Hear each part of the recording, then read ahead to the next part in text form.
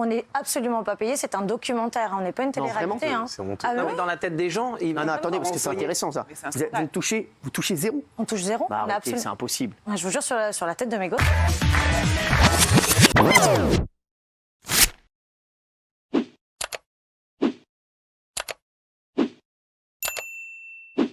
Pour le moment, je voudrais passer à la mise au point. On voulait revenir avec vous sur cette histoire de fou qui concerne nos sondages Twitter. Notre community manager a remarqué depuis, c'était avant-hier, c'était mercredi, qu'on ne pouvait plus faire de sondage Twitter.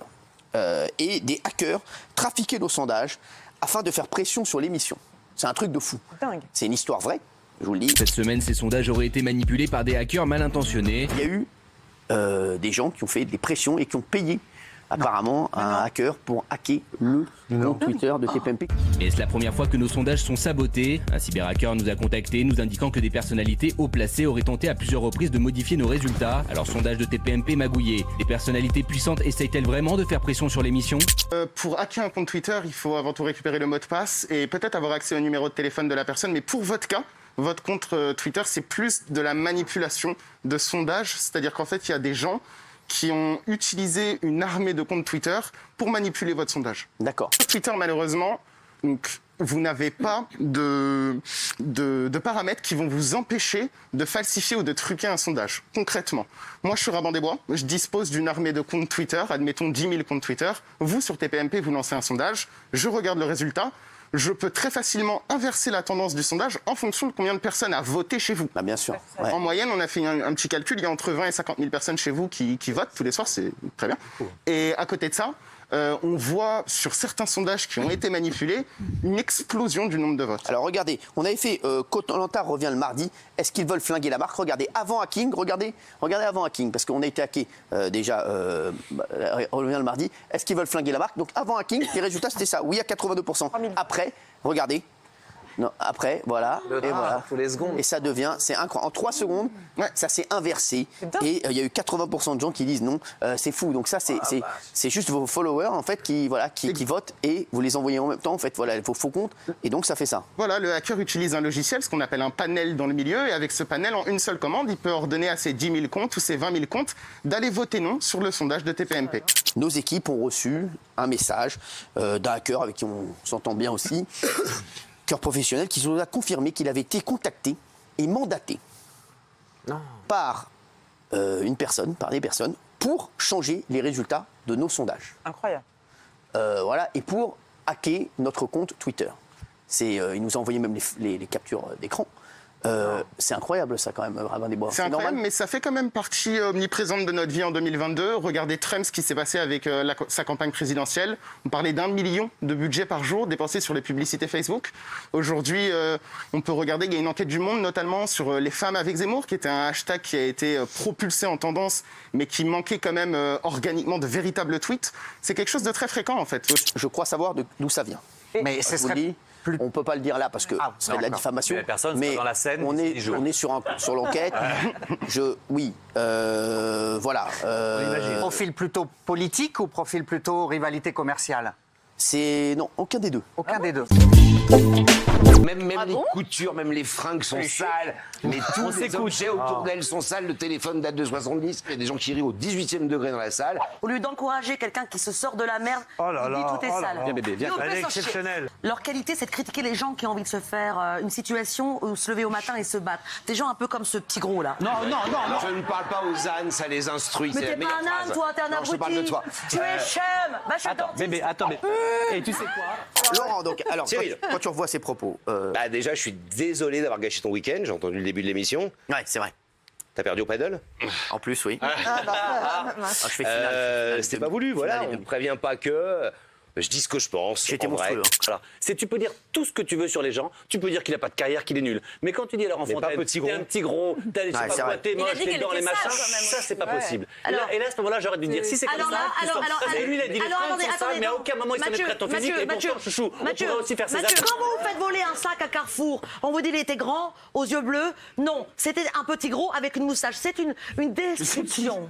C'était donc une Petit gros, c'est description. moustache. Attends. Je vais pas dire que c'est Brad Pitt, merde. T'as été blessé, franchement. Putain, mais je me suis fait enculer, je me suis fait...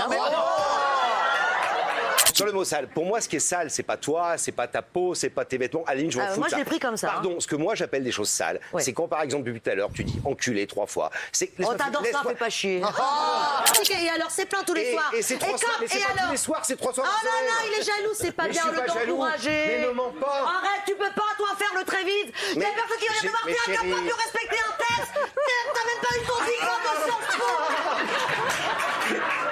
Même ton binôme est séparé. Tu ne le ferais pas 4 semaines. Tu le ferais comme les Vardards au Palace, qui ont des pièces populaires. Ça arrive, connard, t'es pas directeur artistique. I have to go, I love you, Paris.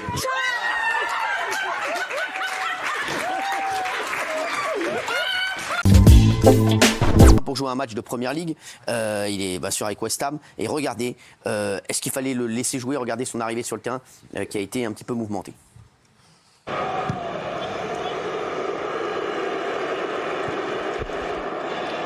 On est obligé de s'interroger sur la titularisation de Kurt Zouma ce soir. Fallait-il le laisser jouer? Bien sûr, mais bien sûr, il n'y a aucun rapport. Il n'y a aucun rapport entre le geste horrible qu'il a fait et l'exercice de sa profession. C'est complètement dissocié. Il a une amende, il joue. D'ailleurs, son entraîneur a dit qu'il était indispensable. Je ne vois pas pourquoi on l'empêcherait d'exercer son métier. Cyril, tu as vu les images? Moi, je ne connais juste pas les sanctions qu'il y a. Imaginons s'il avait eu des déboires avec sa femme. Il y a des sanctions à ce niveau-là? Il n'aurait pas joué. Oui. Clairement, il n'aurait pas joué. Il n'aurait pas joué. Bien sûr.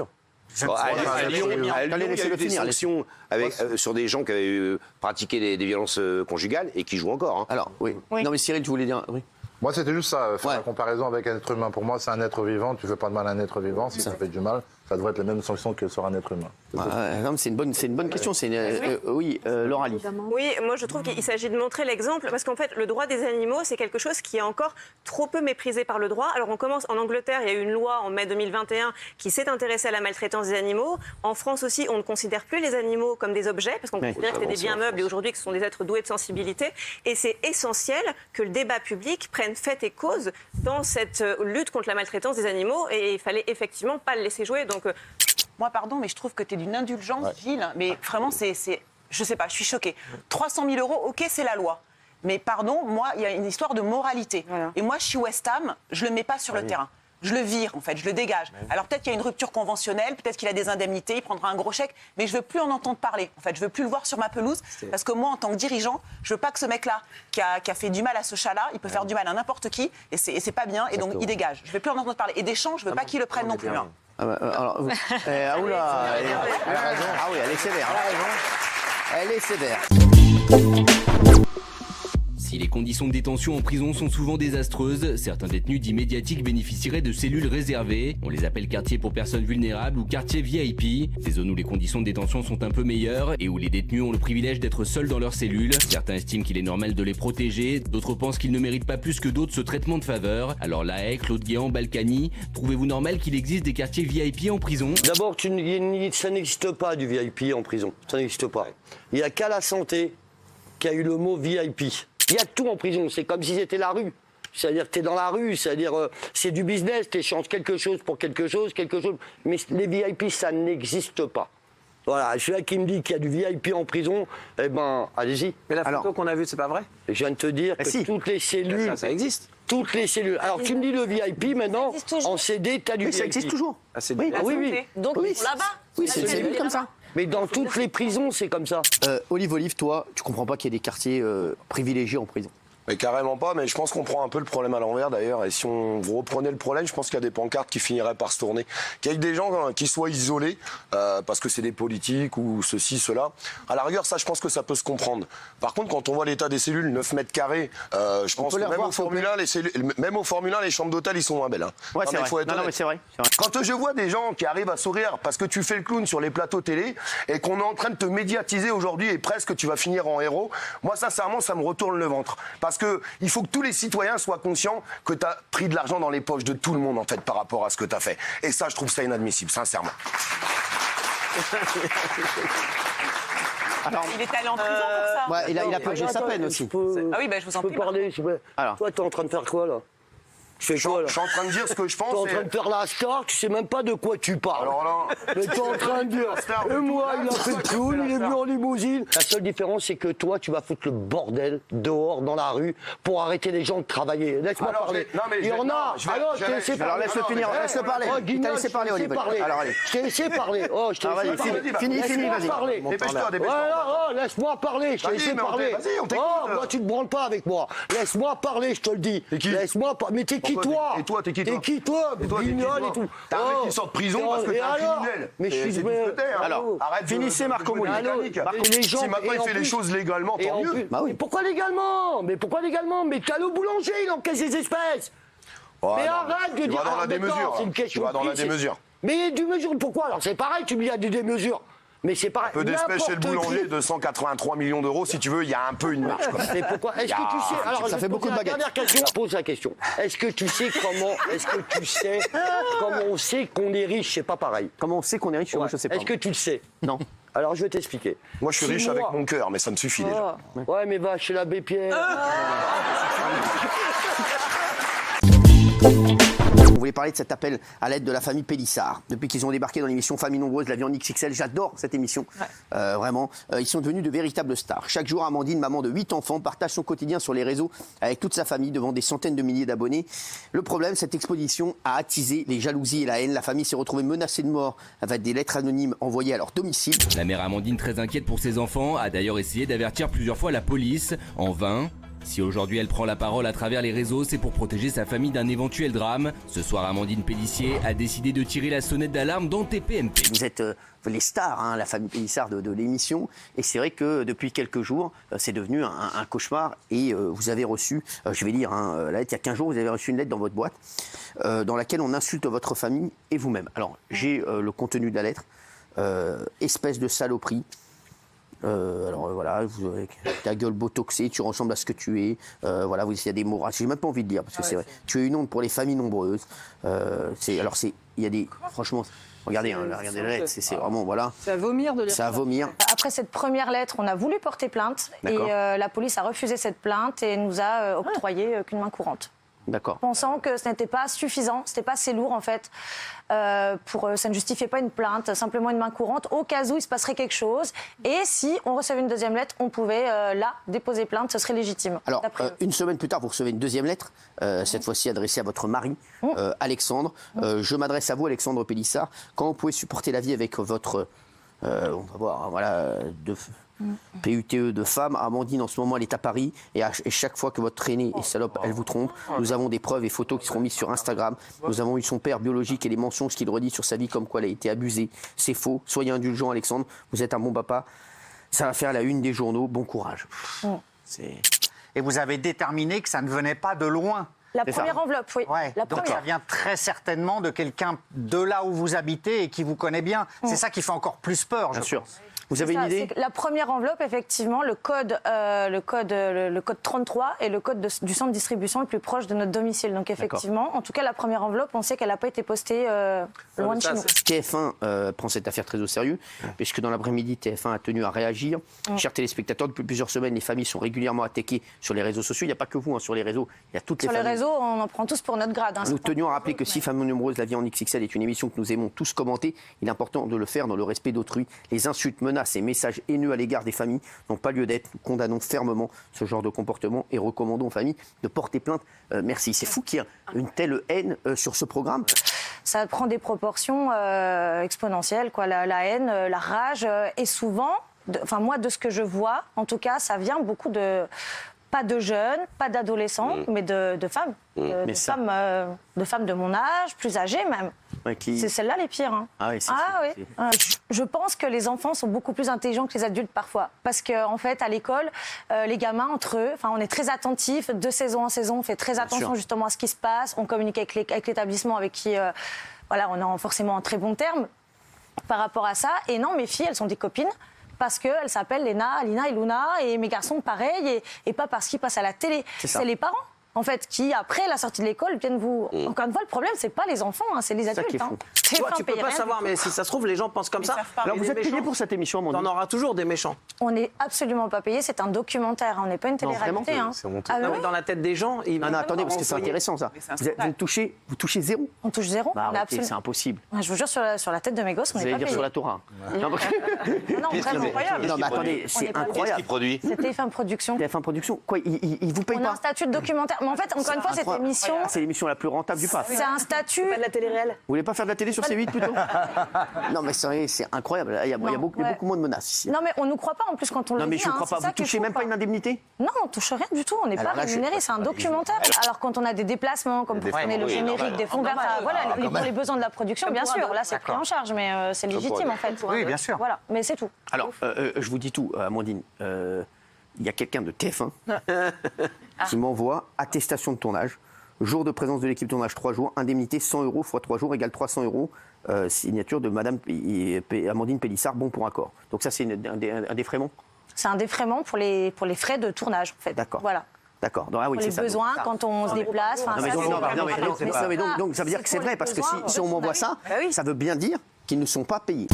Une nouvelle affaire vient entacher le programme. Everything is possible, c'est Koh-Lanta, n'oubliez pas. Un des futurs candidats de l'émission, François, un pompier de 38 ans, est entendu dans une affaire pour homicide involontaire, comme le révèle le Canard enchaîné. Ce candidat, qui est un pompier de 38 ans, a été donc mis en examen pour homicide involontaire sur des faits qui remontent au 10 août 2016, où lors d'une intervention dans l'Hérault, dans une forêt dans les hauteurs de Gabian, en fait, des pompiers ont été grièvement blessés.